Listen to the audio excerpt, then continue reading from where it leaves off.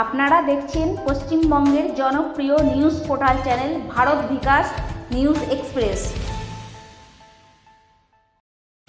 আমাদের কাছে একটা খবর আছে যে এটা সোর্স ম্যানুয়াল সোর্সের মাধ্যমে যে আসানসোল সাউথ পিএসের আন্ডারে যে হাটন রোডটা আছে ওখানটাতে একটা ফেক কল সেন্টার চলছে। তো সেটাকে পরবর্তীকালে টেকনিক্যাল সাপোর্ট নিয়ে আমরা সেটাকে ভেরিফাই করি এবং সেটা শিওর হওয়ার পর গতকাল রাত্রে আমাদের সাইবার পিএসের টিম আইসি সাইবার নেতৃত্বে ওখানটাতে গিয়ে ওই ইনফরমেশনটাকে ভেরিফাই করার জন্য যাই এবং গিয়ে আমরা ওখানটাতে দেখতে পাই যে প্রায় 6 জন লোক ওখানটাতে তাদের সামনে ডেস্কটপ ইত্যাদি সাজিয়ে তারা হেডফোন দিয়ে ইত্যাদিভাবে কথাবার্তা কন্টিনিউ চলছে।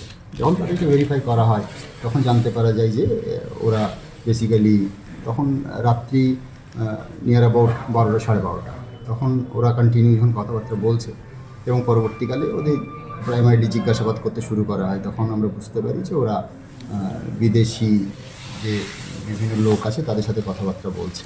বিশেষ করে পরে জানতে পারা যায় যে ওরা ইউএসএর যারা সিটিএন আছে এবং কানাডার যারা সিটিএন আছে তাদের সাথে কথাবার্তা বলছে। তো আরও যখন জিজ্ঞাসাবাদ করতে শুরু করা হয় তখন আস্তে আস্তে আসল ঘটনা বেরিয়ে আসতে শুরু করে যে ওরা আস্তে আস্তে স্বীকার করতে শুরু করে যে টেকনিক্যাল সাপোর্টের নাম করে ওরা বিভিন্ন ফরেন কান্ট্রি বিশেষ করে ইউএসএ এবং কানাডা যে সাধারণ মানুষ আছে তাদেরকে টেকনিক্যাল সাপোর্টের নাম করে তাদের সিস্টেম ইত্যাদি হ্যাক করে নিয়ে সিস্টেম ইত্যাদি তাদের যে কম্পিউটার সিস্টেম যেগুলো থাকে সেগুলোকে তারা হ্যাক করে নিয়ে অ্যান্টিভাইরাসের নাম করে আর কি হ্যাক করে নিয়ে তাদের কাছ থেকে একটা মোটা টাকা তারা এটাকে দাবি করে আর কি। এটা প্রাথমিকভাবে জানতে পারা যায় এখন পর্যন্ত। স্যার বলছি কোনো কমপ্লেন ছিল, নির্দিষ্ট কমপ্লেন হওয়ার পর এটা আপনারা ইনকোয়ারি করতে শুরু করেছিলেন? কমপ্লেন বলতে একটা ম্যানুয়াল ইনফরমেশন আমরা পেয়েছিলাম, তার উপরে আমরা কিছু টেকনিক্যাল সাপোর্টও আমরা এতে কাজে লাগাই। তারপরে সেই টেকনিক্যাল এবং ম্যানুয়াল যে ইনফরমেশন সেই ইনপুটটাকে ভেরিফাই করার জন্য আমরা ওখানে যাই।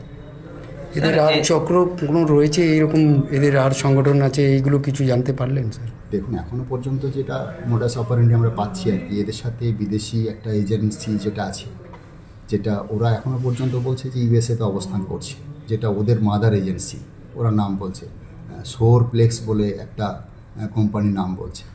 বেসিক্যালি এই কাজগুলো ওদের ভার্সন অনুযায়ী এখনও পর্যন্ত যে সোরপ্লেক্স বলে যে কোম্পানিটা ওরা যেটা দাবি করছে যে আমেরিকাতে অবস্থান করছে, ওরাই কাজটা করছে ওদের এজেন্ট হিসাবে। এরা এখানটা থেকে কল করে মানে এটা কলার হিসাবে কাজ করে মানুষকে চিট করার যে কাজটা এরা এখানটাতে বসে কাজটা করছে।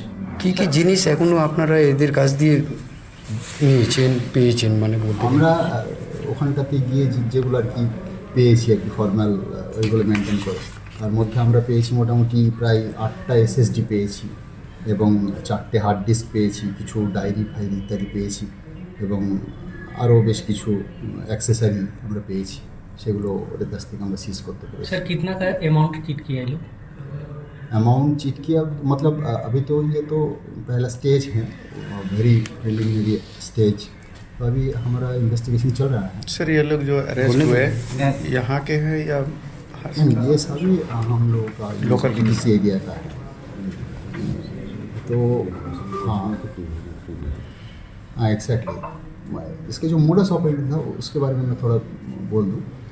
ये जो সোরপ্লেক্স যে কোম্পানিটার কথা ওরা বলছে, ওরা বেসিক্যালি আমেরিকান সিটিজেন এবং কানাডা সিটিজেন থেকে ব্লাস্ট মেল পাঠাতো আর কি।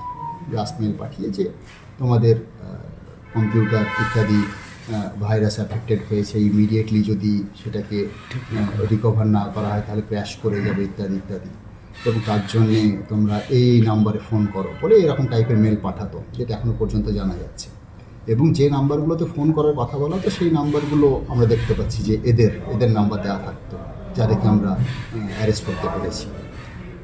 এদের কাছে যখন কল আসতো তখন এরা ওই সিটিজেনদের কানাডা হোক বা ইউএস হোক তাদেরকে বিভিন্ন রকমভাবে কথার মাধ্যমে প্রলোভন ইত্যাদি করতে শুরু করে যে তাদের সিস্টেম নষ্ট হয়ে যাবে, হ্যাক হয়ে যাবে ইত্যাদি হবে।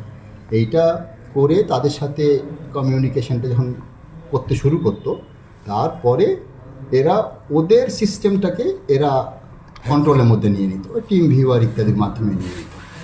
তারপরে বলতো যে হ্যাঁ এরকম সিস্টেম নষ্ট হয়ে যেতে পারে, তার জন্য আপনাকে এই পে করতে হবে, এই করতে হবে। এইভাবে ওরা এই চিটিংটা করত।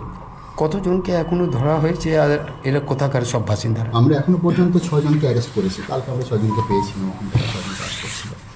এবং এরা আমাদের সবই আসানসোল মানে এডিপিসি এরিয়ারই লোক আছে। আমাদের আসানসোল সাউথ পিএসের আছে, হীরাপুর পিএসের আন্ডারে একজন আছে, এবং বাদ বাকি 4 জন আছে আসানসোল নর্থ পিএসের। सर इसमें कोई आईटी पेशेवर है क्या, आईटी प्रोफेशनल? আমরা এখনো পর্যন্ত এদের সাথে কথাবার্তা যেটুকু বলে বুঝতে পারছি, এখনো পর্যন্ত এরকম কংক্রিট কোনো প্রমাণ আমরা পাইনি। এদের জন্য নামগুলো নাম হচ্ছে প্রথম আতাহার আলী আজম, আর নিজেদেরকে আবার ওরা ইউএস সিটিজেন হিসাবে যখন কল করতো তখন নিজেদেরকে ইউএস সিটিজেন হিসাবে পরিচয় দিত। করতো, এবং ওদের নামটাও ওরা অন্যরকম বলতো, মানে আমেরিকান টাইপ নাম এরকম। আতাহার আলী আজম ও নিজেকে রজার বলতো আর কি, জন ইভান্স।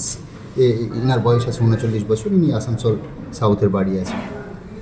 রাজীব গুপ্তা বলে একজন আছে, উনি নিজেকে মার্ক উইলিয়াম বলে রিপ্রেজেন্ট করতেন। ওনার বাড়ি আছে হীরাপুর থানার আন্ডারে, আমাদের যে হনুমান মন্দিরটা আছে হনুমান মন্দিরের কাছে। মোহাম্মদ মুক্তার বলে একজন আছেন, যিনি নিজেকে রিপ্রেজেন্ট করতেন জেমস বলে। ওনার বাড়ি আছে আমাদের আসানসোল নর্থ পিএসের আন্ডারে কুরেশি মহল্লা বলে যে জায়গাটা আছে সেখানটায়। তারপরে আছে 4 নম্বর আছে সৈয়দ রিজভি, যিনি নিজেকে রিপ্রেজেন্ট করতেন ট্রেভার স্মিথ বলে, এবং ওনার বাড়ি আছে আসানসোল নর্থ পিএসের আন্ডারে ওই কুরেশি মহল্লাতেই। তারপরে আছে মোহাম্মদ রিজওয়ান, যিনি নিজেকে অ্যালেন ওয়েবার বলে রিপ্রেজেন্ট করতেন, মানে ওই নামে